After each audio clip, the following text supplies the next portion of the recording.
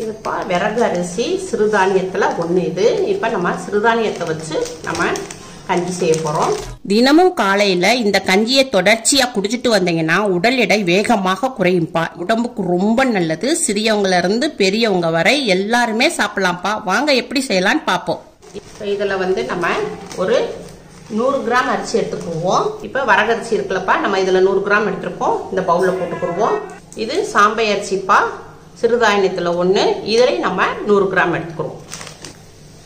இதையும் நம்ம பவுலில் போட்டுக்கிறோம். 2 அரிசியும் கலந்து நம்ம கஞ்சி செய்ய போகிறோம். இதை ஒரு அரை மணி நேரத்துக்கு நல்லா கழுவிட்டு அரை மணி நேரத்துக்கு ஊற வச்சுக்குருவோம். இப்போ நம்ம வந்து 100 கிராம் பாசிப்பருப்பு எடுத்துருக்கோம்ப்பா. இதையும் நம்ம அரிசியோட போட்டுக்குருவோம்.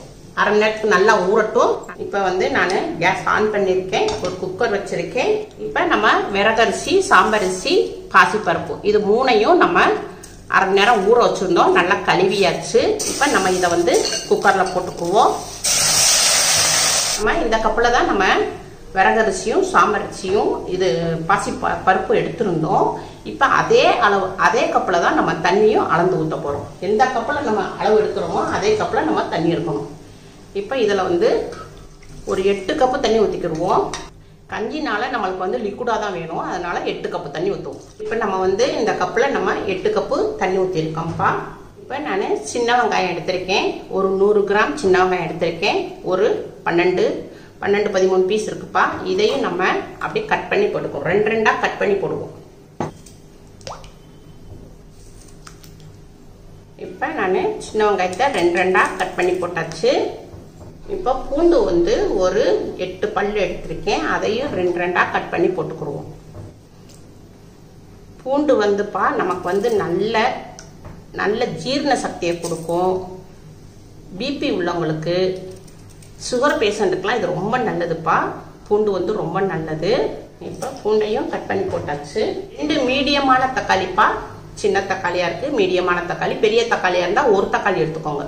நான் சின்ன தக்காளியாக இருக்கனால 2 தக்காளி எடுத்துக்கேன். இதையும் நறுக்கி போட்டுக்குவோம். இப்போப்பா நம்ம வந்து ஒரு ஸ்பூனு சீரகம் போட்டுக்குருவோம். ஒரு ஸ்பூனு மிளகாப்பொடி போட்டுக்குருவோம்ப்பா. அரை ஸ்பூன் மிளகு பொடி, அரை ஸ்பூன் சோம்பு பொடி. இப்போ நம்ம தேவையான அளவுக்கு உப்பு போட்டுக்குருவோம். பிங்க் சால்ட் வெயிட் லாஸ் காண்டி 1 ஸ்பூன் மஞ்சப்பொடி. இப்போ நம்ம எல்லாத்தையும் மிக்ஸ் பண்ணிக்கிறோம்ப்பா.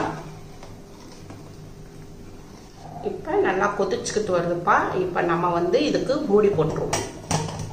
இப்போ நம்ம வந்து ஒரு விசில் ஹைலையும் 2 விசில் வந்து மீடியத்தில் வச்சு நம்ம விசில் விடுவோம். அவ்வளோதான்ப்பா. விசில் நல்லா அடங்கிடுச்சு. இது ஓப்பன் பண்ணுவோம். நம்மளுக்கு இன்னும் கொஞ்சம் கூட தண்ணி ஊற்றிக்கலாம். எல்லாத்தையும் மிக்ஸ் பண்ணியாச்சுப்பா. இப்போ தண்ணி கொஞ்சம் திக்காக இருக்குது. கொஞ்சம் நம்ம சுடு தண்ணியை மிக்ஸ் பண்ணிக்கிடுவோம். கேஸ் ஆன் பண்ணிக்கிறோம்ப்பா. இப்போ நம்ம வந்து முருங்கைக்கீரையை நல்லா உருவிட்டு நல்லா வாஷ் பண்ணி வச்சுருக்கேன். நல்லா ஃப்ரெஷ்ஷாக இருக்குது. இப்போ நம்ம இதில் கீரை போட்டுக்குறோம். முருங்கைக்கீரை போட்டுக்குறோம். ஒரு பிடி முருங்கைக்கீரை போட்டுக்குவோம். முருங்கைக்கீரை எவ்வளோக்கு எவ்வளோ சேர்க்குறோமோ அவ்வளோக்குள்ள நம்மளுக்கு வெயிட் லாஸ்க்கு ரொம்ப ஹெல்ப் பண்ணும் முருங்கைக்கீரை. இப்போ இதை வந்து நல்லா மிக்ஸ் பண்ணிக்கிடுவோம். கீரையை நல்லா மிக்ஸ் பண்ணிக்கிடுவோம். இப்போ நம்ம கொஞ்சம் சுடுதண்ணி கலந்துக்கிறோம், லிக்விடா.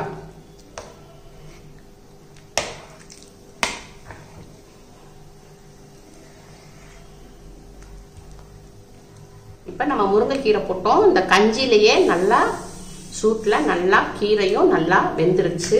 இப்போ நம்ம வந்து அரை எலுமிச்சம்பழம் நம்ம ஜூஸ் விட்டுக்குவோம்.